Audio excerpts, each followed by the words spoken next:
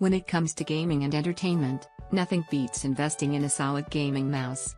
Regardless of whether you're looking for the budget gaming mouses, or just want to have the best gaming mouse that money can buy, you came to the right place. If you're interested in finding out which gaming mouse is best for you, stay tuned. Before getting started, I'd like to say that this list is based on my personal opinion, research and the test experiences of the actual owners. So, without further ado, let's get started with the list.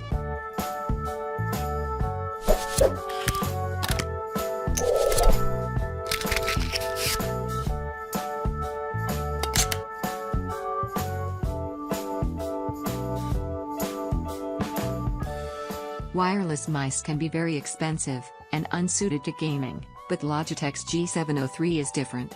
Equipped with a responsive sensor, light-speed wireless technology, and optional wireless charging, the G703 has it all. It's perhaps on the pricey side, and isn't the most exciting mouse to look at. Nevertheless, it nails all the core functionality, and delivers excellent gaming performance for the budding cord cutter. With a weight of 107 grams, the G703 isn't the absolute lightest mouse on the market, but for a wireless mouse it's more than reasonable. The balance does feel slightly off when picked up, since the rather bottom-heavy weight distribution is little strange. This isn't something you'll notice in normal use though, and the mouse remains extremely comfortable to use. The Pixart PMW3366 sensor has a maximum 12,000 dpi, and has performed excellently across the entire spectrum. Tracking is handled superbly, offering precision for lining up those sniper shots, and reliability when quickly spinning to face oncoming enemy. It isn't quite as good as the TrueMove sensor found in SteelSeries' latest mice, but it's close enough. It may appear a little plain, but the G703 is the best wireless gaming mouse on the market.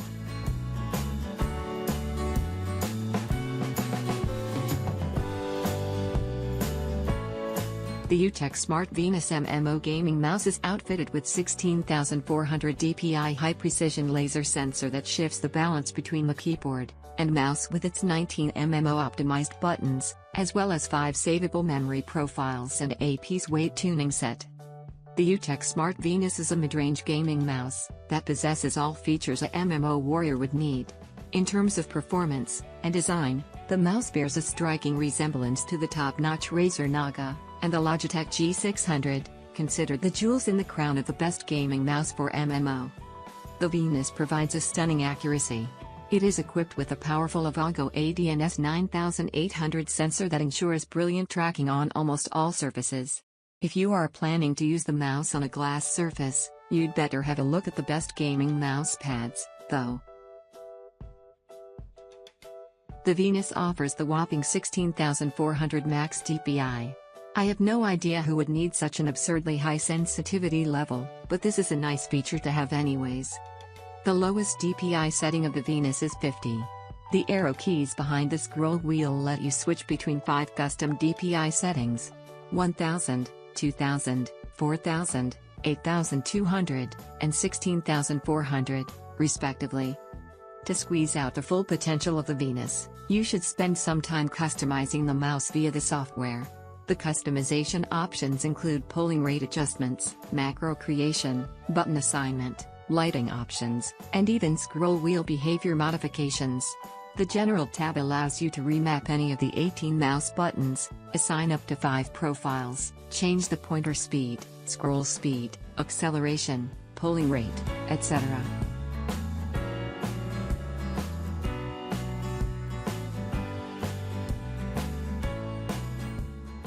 The Razer DeathAdder Elite is a comfortable, easy-to-use option for stay-at-home adventurers and tournament jockeys alike. This all-purpose gaming mouse retains the sleek, ergonomic design and RGB lighting of its forebears while adding 2 small buttons beneath an improved scroll wheel. This model is not significantly better than the mice that inspired it, but it's still comfortable. To know what the DeathAdder Elite looks and feels like, you should consult the review of the DeathAdder Chroma. As far as I can tell, only one significant thing has changed.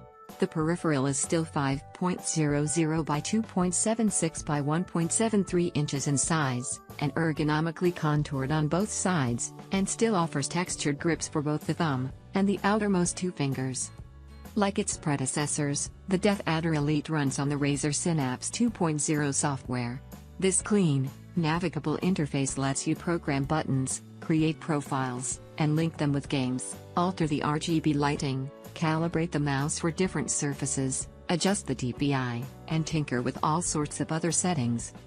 Synapse 2.0 is easy to use and intuitive, especially for users who have owned a Razer product before. In particular, I want to call out the RGB lighting, which handles pinks, yellows, and purples with incredible fidelity. Some RGB mice have trouble displaying these colors, instead making them look like dim reds or blues, but each one came through clearly here.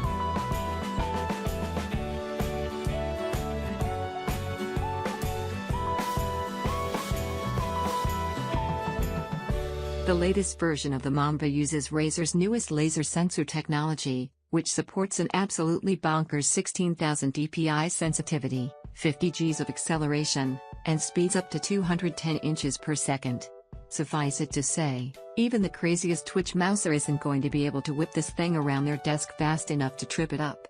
The Mamba is a mid-profile mouse, with a shape that allows it to rest comfortably in the palm of your hand, but isn't quite as high-arched as some of Razer's other products like the Naga. Those with especially large hands who prefer a claw grip can probably use it, but the shape and weighting are really meant for more of a palm grip. It is specifically a right-handed mouse, with two thumb buttons on the left side, none on the right, and a back that crests toward the left side while sloping downward towards the right. While Razer makes left-handed versions of the DeathAdder and Naga, there's no left-handed Mamba. The shape is quite comfortable, with a soft touch finish and rubberized grips along the left and right edges. The scroll wheel has prominent knurling and firm detents that make it easy to use even if your hand gets sweaty. The mouse wheel clicks to the left and right as well, and as with all the buttons on this mouse, you can fully program what you want those clicks to do. The Mamba's basic tracking and wireless performance are on par with Razer's other modern wireless mice, which is to say, it's excellent. It feels as fast and responsive as a good wired gaming mouse, and there's really no difference in feel between using the Mamba in wired or wireless modes. All of the buttons are easy to reach and have a good feel, while the mouse sits comfortably in the hand. I also really appreciate the distinct knurling on the fat rubbery mouse wheel, as it allows for much better grip than with a smooth wheel. The latest version of the Razer Mamba has almost everything you could want in a general-purpose gaming mouse. It's fast, smooth, responsive, and comfortable. You can customize it to hell and back with flexible button assignments, detailed marcos, programmable RGB lighting, and even tweakable button tension. But at a high price tag, I'd like to see better battery life. And that Synapse software overhaul can't come soon enough.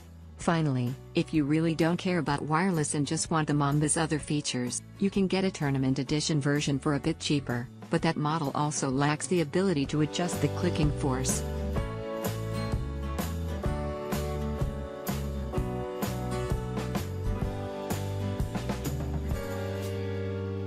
The Mamba's basic tracking and wireless performance are on par with Razer's other modern wireless mice, which is to say, it's excellent.